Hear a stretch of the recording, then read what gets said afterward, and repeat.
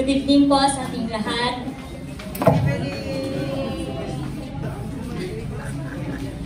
This is my first time.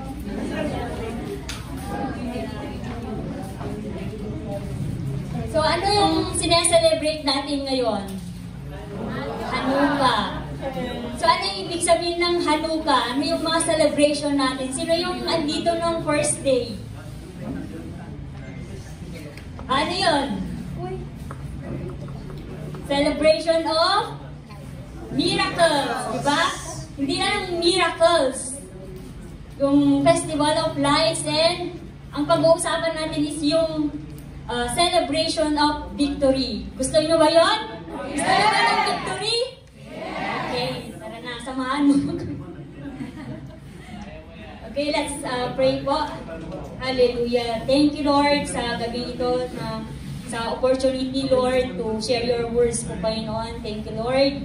And not by might nor by power, but the Holy Spirit alone who works in me, O God, sa gabing ito.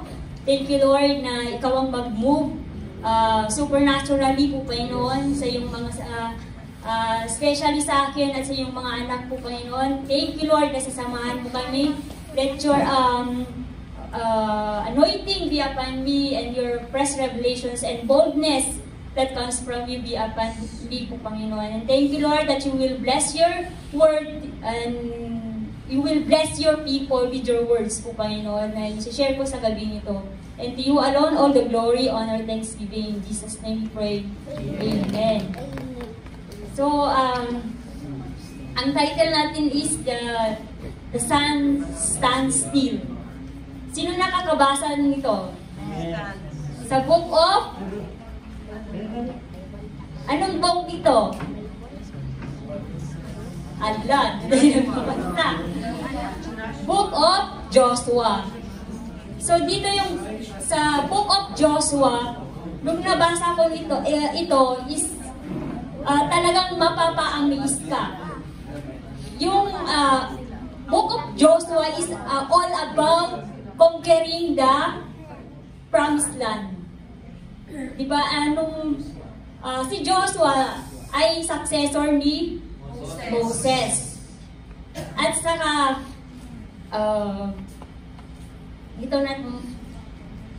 at si Joshua ay, kung mababasa natin, he is a brilliant military leader.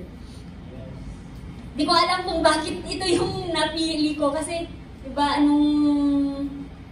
pilian na ng title, talagang wala pa akong maisip. Pero kasi parang urgent yung pagbigay ng title.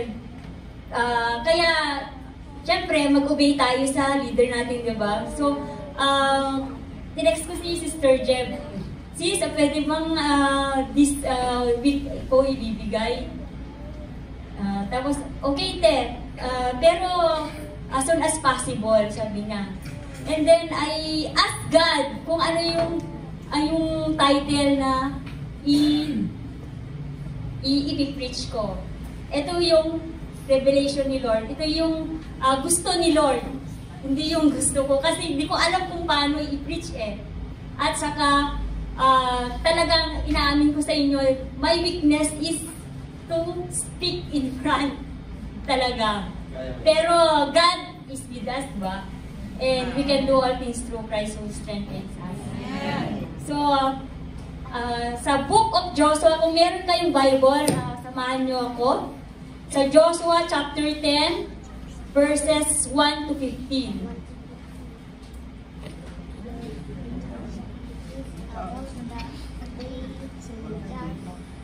So, Joshua chapter 10, verses 1 to 15 is about the day the sun stood still to help the Israelites win a battle against 5 Canaanite kings. So, before matanggap natin ang victory, bago natin makuha yung victory, ano yung pagdadaanan natin? Battle. Talagang battle. Kasi hindi mo makukuha yung victory kung walang battle sa buhay natin, di ba? Kaya, under process yun, na meron talagang pagdadaanan ng bawat isa sa atin. And then talagang Book of Joshua is all about battle. Kasi yung nare-realize ko na, di ba, nasa promised land na sila. Bakit hindi pa nila ma-conquer lahat? Kasi may mga nakatira sa Canaan, sa promised land, na dapat i-conquer nila yung ang land na yon. Ano ba yung promised land? Yung prosperity. Sabi nga sa flowing with milk and honey. Diba? Napaka-gandang pakinggan yun na talagang kung andun ka na, magpo-prosper ka na. Pero hindi agad-agad nila nakamit yung prosperity na yon. Kundi dapat i-battle nila. Dapat, kasi na-amaze din ako sa buhay ni Joshua. Kasi napaka-obedient niya. At saka napaka-importante na mag-seek siya ng counsel kay Lord. Kasi, kung sabi niya, be strong and courageous. Sa Joshua chapter 1, kung mababasa niyo yun, is sabi ni Lord sa kanya, be strong and courageous. Ilang beses niyang sinabi ni Lord sa chapter na yon? Anyone? Ilang ulit-ulit? Sa chapter 1 lang yun, sis. Is 4 times. Tingnan natin sa Joshua chapter 1, sa verse 7. Tignan natin. Sa verse 6, sa verse 7, and sa verse 9, and verse 18. Kaya di ba, kung paulit-ulit na sinasabi na binabanggit ay napaka-importante. Bakit? Kasi si Joshua, hindi madali ang pagdadaanan niya. Kaya andun yung encourage ni Lord sa buhay niya. Kaya ina-encourage din tayo ng Panginoon to be strong and courageous. Alam ko sa bawat isa sa atin, merong pinagdadaanan, mga battle sa buhay. Pamilya, sa health, sa asawa, sa anak, di ba? Ang dami. So, dito tayo sa isa-isayin natin para alam natin. Sa verse 1 to 5. Yun.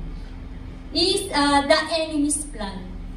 Ito yung, basahin ko sa verse 1. When Adoni-Sedek, king of Jerusalem, heard that Joshua had captured Ai and had utterly destroyed it, as he had done to Jericho and its king. So he had done to Ai and its king. Sa dito, nabalitaan yung ni King Adoni-Sedek na yung pag-conquer nila Joshua sa Ai at saka sa Jericho. So alam nilang malakas ang troop, ang military ni Joshua. At pero dito sa verse 1 to 5 is ang balak nila is yung pabagsakin ang mga Gibeonites. Sino ba yung mga Gibeonites? Kasi yung mga Gibeonites, dito, nakikipag-alyansa sa group ni Joshua. At linillang nila sila Joshua. Kaya, tapos nagkaroon sila ng kasunduan ni Joshua sa troop nila na hindi dapat nila sasaktan ang mga Gibeonites. So, meron yung mga kings na ito, ng 5 kings, di ba? 5 kings ay maraming sinasakupan ang isang king. How much more 5 kings? Nagtulong-tulong sila para pagbagsakin ang Gibeonites. Pero sa ating buhay, in reality, di ba, merong mga plano ng dyablo sa buhay natin. Marami. Especially kung talaga yung calling mo kay Lord talagang grabe. Especially sa our pastors, di ba? Maraming yung mga plano ng mga enemies, yung dyablo sa buhay nila. Pero sabi ng Lord, though they plan evil against you, though they devise mischief, they will not succeed. Walang sino mang sa ating buhay, kahit maraming mga battle sa buhay natin. Pero still, alam natin na mayroon tayong Diyos, that they will not succeed. They will never ever succeed unto us. Kaya, laban lang tayo, kapatid. Laban. Sabi nga ni Lord, be strong and courageous. Diba? So sa verses 6 to 7, dito it's all about the Gibeonites' plea. Nung narinig nila na merong atake sa kanila, nagpatulong agad sila kay Joshua. So sabi dito, Joshua's quick response to the Gibeonites' call for help demonstrates that God's people should honor their promises, just as God does. Joshua's decision to march to help the Gibeonites reflects his trust in God's power and protection and reminds us that God is with us when we act in faith. So, ikukumpara natin dito na, di ba, kapamilya tayo. Kung ano yung pinagdadaanan ng isa, dapat battle din natin yan. Especially, yung best example nito is about kila Pastor at sa sitwasyon ni Sister Jeb. Kung ano yung battle ni Sister Jeb, mas lalo pang grabe yung parang ni Pastora na siya yung nasasaktan para sa anak niya. Kaya, andun yung pagtulong ni Pastora kay Sister Jeb, di ba? Through financial, moral support, and spiritual. And alam ko, binabattle din ni Pastora at Pastor Ben yan. At dito, ang kagandahan dito is yung sa pamilya natin. Di ba? Nagtulong-tulungan tayo. Tutulong-tulungan tayo para yung anumang problema ng isa, we will pray together. Kasi andun yung power in unity in prayer. Diba? So, huwag tayong huwag natin sa buhay natin bilang mananampalataya sa Panginoon. Huwag natin i-isolate ang sarili natin. Diba? May mga prayer request din tayo, diba? I-share natin sa ka-churchmate mo naman or yung talagang pinagkakatiwalaan mo. Diba? So, next tayo is verse 8, the Lord's promise. So, sabi nga dito, the Lord said to Joshua, do not be afraid of them. I have given them into your hand. Not one of them will be able to withstand you. Yeah. So sabi dito, nalaman na niya yung battle ng mga Gibeonites. So, nag-pray si Joshua. Ang kagandahan kay Joshua is every move na gagawin niya, inaas niya si Lord. Yeah. So, napakahalaga, especially in leadership, di ba? Yes. we will ask the counsel of God. Lord, anong gagawin ko dito?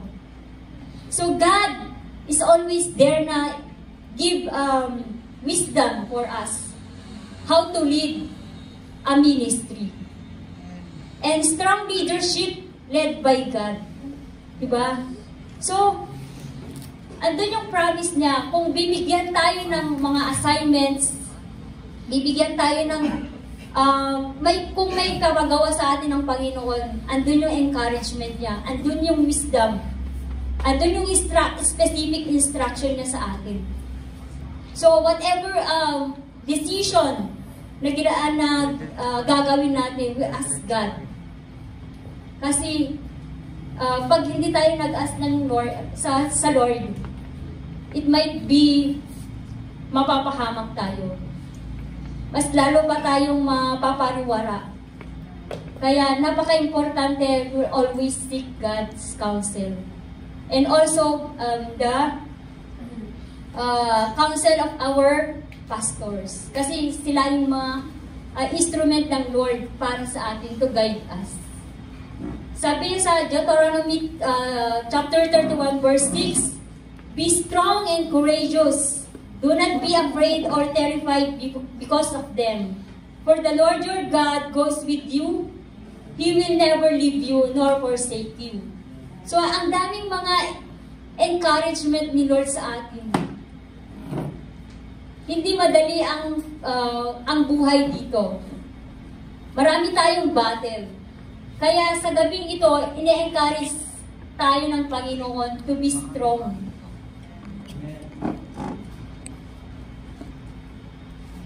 Kaya kung ano man yung mga trials natin, kahit trial court, di ba? Minsan, di ba yung mga sino ba yun? Yung napanood ko lang pala yun na napunta sa court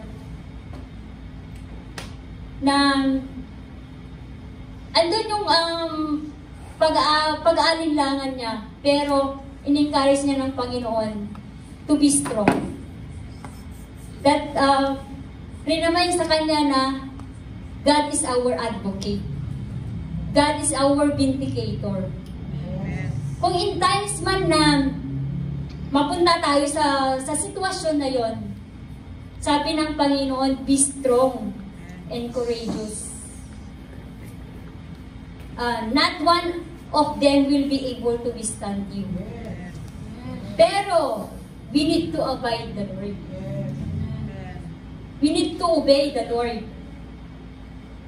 Kasi, sa buhay natin, andun yung sovereignty ni Lord. Pero, sa atin, ang gusto ni Lord, yung human responsibility natin to act our faith.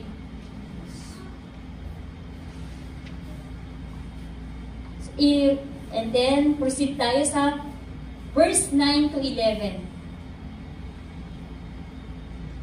And it will call, ginawa kong outline is the Lord's power. So, basahin ko po.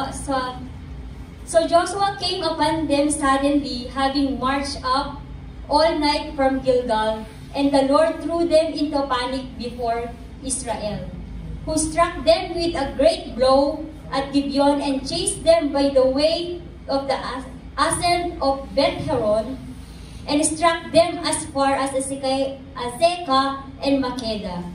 And as they fled before Israel, while they were going down the ascent of Beth-horon, the Lord threw down large stones from heaven on them, as far as Azekah, and they died. There were more who died because of the hailstones than the sons of Israel killed with the sword. Anong makikita natin na lesson dito? God is fighting for us. Amen. Diba mas marami yung mga namatay through hailstones. Sa buhay natin, parang di natin kaya, God is always there. God fight for our battles. He is a working miracle God. Na hindi natin, behind the scene, hindi natin nakikita ang pagkilos ng Panginoon. Na minsan, Lord, bakit ganito ang buhay? Bakit ang hirap? Nagko-complain tayo, pero behind the scene, nag-a-act na si Lord sa buhay mo.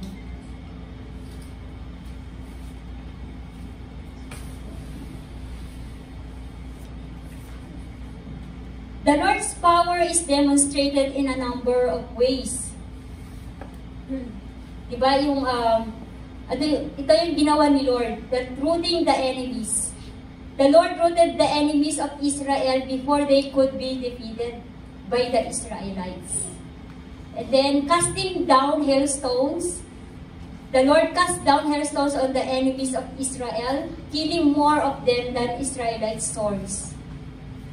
So, grabe si Lord, no? Kasi isang miracle na yun. Ano ba yung miracle? It's supernaturally made by God, not man-made. Diba? So miracles. Bakit nagbibigay ng miracles ni Lord sa buhay natin? Para maniwala tayo. Para maniwala tayo na makapangyarihan siya. Na walang imposible sa Panginoon. Kayang-kaya ni Lord. Di ba yung kanta natin, kayang-kaya ni Lord. Na ipanalo ang laban natin.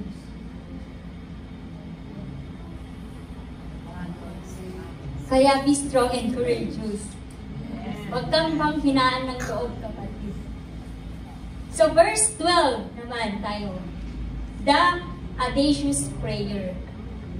In verse 12, at that time, Joshua spoke to the Lord in the day when the Lord gave the Amorites over to the sons of Israel. And he said in the sight of Israel, Sun, stand still at Gibeon, and moon in the valley of Al-Halon.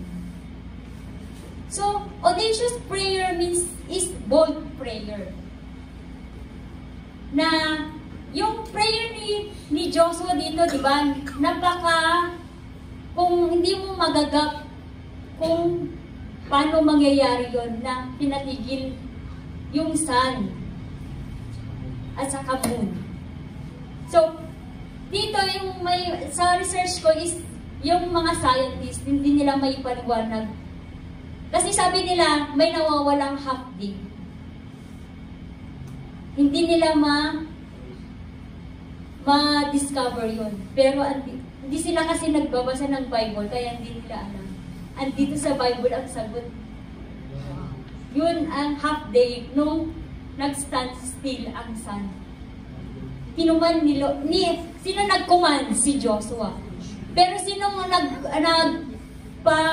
stand still yung sun? Si Lord.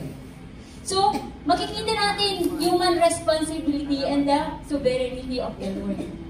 So, mag-combine yun. Kaya, wag lang yung faith. Actionan natin yung faith natin. Amen. Diba? Faith without action is dead. Yes. Lord. And God is able to do exceedingly above what can be asked or thought. And this passage encourages believers to have a trusting and audacious communication with God. Pag nag-pray tayo, dapat may boldness. Hindi natin ipag-pray ang problema. Pag-pray natin yung result ng problema na natin, na tinanggap na natin. Huwag tayo mag-dwell sa problem. Kundi, kung anong kayang gawin ng Lord sa sitwasyon mo na yun. That God is able to do exceedingly above all things that we could imagine. Di natin magagap yung pagkilos ng Lord sa buhay natin. Bakit? Ganun na lang yung prayer ni Joshua, kabol. Kasi si Joshua, pinanganak sa Egypt. Kasama na niya si Moses. Alam niya, nasaksihan niya kung paano nahati ang Red Sea, kung paano mag-provide si Lord ng mana, ng water. Alam niya na lahat, nasaksihan niya. Kaya ganun na lang kabold siya mag-pray. Na napaka-imposible, di ba? Sino makakagawa nun? Si Lord lang. Amen. Kaya, pray boldly. Pray expectantly. Kung ano yung na-expect mo, pray for that. And pray specifically. Kung ano yung sitwasyon mo, pag-pray mo. Pag-pray natin. Or, yung sa mag-asawa, di ba? You pray one another. Katuwang mo nga yan para mag-pray, di ba? Kaya, pray boldly. Yun din ang kwento. Yung revelation ni Lord sa akin, to have boldness. Thank you, Lord. Sa verse 13 to 14, sabi nga dito, and the sun stood still and the moon stopped until the nation took vengeance on their enemies. Is this not written in the book of Joshua? The sun stopped in the midst of heaven and did not hurry to set for about a whole day. There has been no day like it before, or since when the Lord heeded the voice of a man, for the Lord fought for Israel. Wala pang nakagawa nun. Kaya, grabe na lang na kabold si Joshua. Tayo, ilang years na natin kilala ang Panginoon.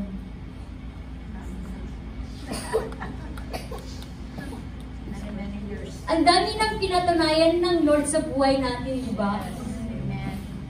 So we need to pray boldly also. Yan ang revelation ni Lord sa atin, to pray boldly. Even though we pray the impossible. Because God, for with God, nothing is impossible. Siya ang sasagot, siya yung kikilos sa buhay natin. So Joshua prayed for the sun to stand still because he needed more daylight to help Israel win the battle against their enemies. Dito, marami pa kasi silang kalaban. Kasi kung magdilim na, yung mga kalaban nila mag-escape na, di na nila makikita. Kaya, ganun yung wisdom ni Joshua, di ba? To pray that the sun will stand still para meron silang light. Parang urgency ni Joshua na mapatay lahat yung mga kalaban nila, di ba? Ang dami, 5 kings sila. So, ilang soldiers ng isang king? Madami. Hundreds, siguro. Thousands. So napaka importante sa buhay natin. Diba, malapit na mag-New Year. Meron tayong natitira pang isang araw. So gusto ba natin ma-defeat ang enemies natin within this one day? Amen! Walang imposible sa Panginoon, di ba? Yung mga battles natin, yung mga enemies natin, yung health natin. Sabi ni Lord, I will heal you. In Psalm 103, di ba? So, sa buhay natin, magkaroon tayo ng evaluation sa buhay natin. Ano ba yung mga enemies natin sa buhay? Sa pamilya, kailangan natin i-battle. And then surrender it to the Lord. And God will move supernaturally sa buhay natin. Huwag natin hayaan ang mga enemies natin na magtagumpay. Kaya sa atin din, sa buhay natin, Huwag natin hayaan ng mga enemy natin hindi tayo yung instrumento para magkaroon tayo ng mga enemies sa buhay. Na ikaw ang gagawa na ikakapahamak mo. Diba? In our finances, diba? So, sa buhay namin, diba, sino yung nakakaalam na galing ako abroad noon? Noong nakakilala ko sa Panginoon, wala akong naiipon. Nung hindi pa ako nakakilala, hindi pa ako nakakaipon. Puro material things. Kasi, glory to God, nung nag-abroad ako is for myself only. Ayaw nilang pera sa pamilya ko. Kaya na bibili ko ano yung gusto ko.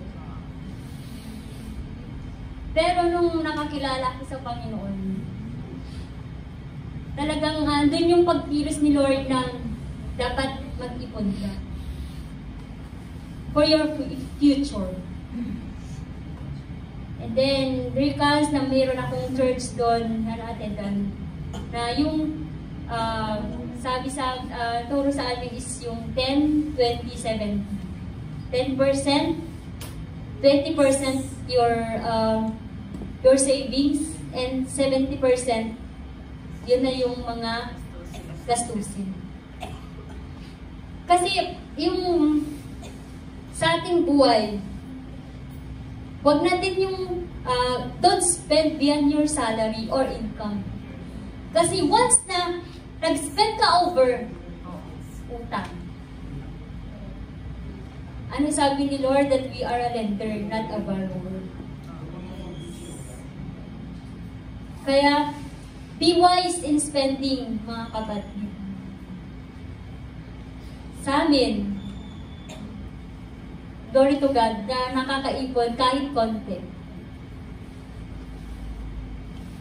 And then God will give you a wisdom. Pero kung andun ka na sa sitwasyon na yon, dapat sa 2025, huwag nang maging cycle sa buhay natin. Kasi talagang stress. Diba? So ask wisdom from the Lord. So, tayo na sa verse 15. Diba nung sa verse 14, naipanalo na nila na patay na naman nila yung mga kalaban. Except, sa chapter na to, is yung sa mga soldiers na patay na nila. Pero yung 5 kings sa remaining verses. So, sa verse 15, we will call amazing victory. Tanggap na nila yung victory sa buhay nila. Dahil sinamahan sila ng Panginoon.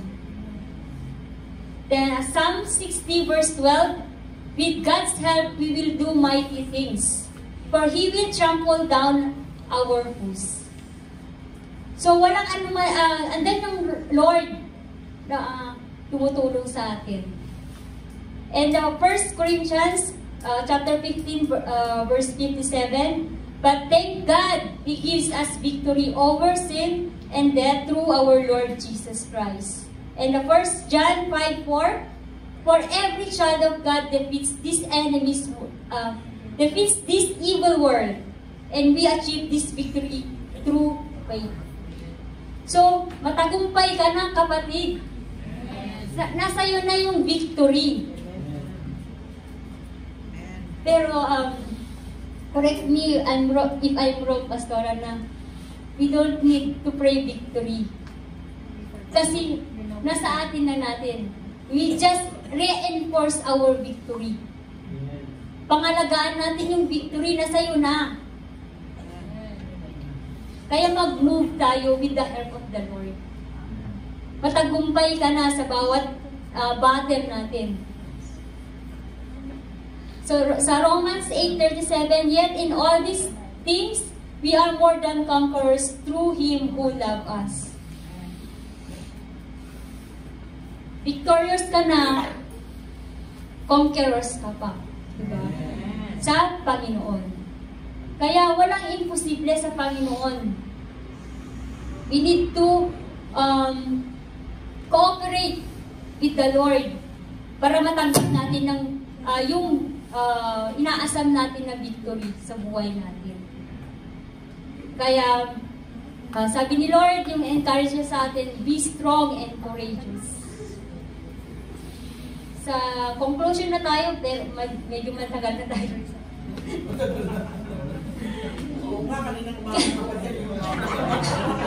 Sa conclusion, Joshua's unwavering faith in God's promise empowers him to lead Israel to astounding victories. Despite facing a coalition of powerful adversaries, the Israelites prevailed, demonstrating that when God is for us, no enemy can stand against us. If God is with us, who shall be against us?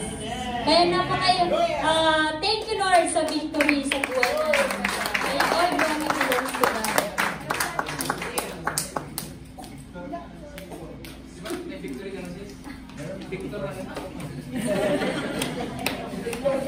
Amen. Glory to God sa buhay mo, Sister Arlene. Sino pong na-bless sa word?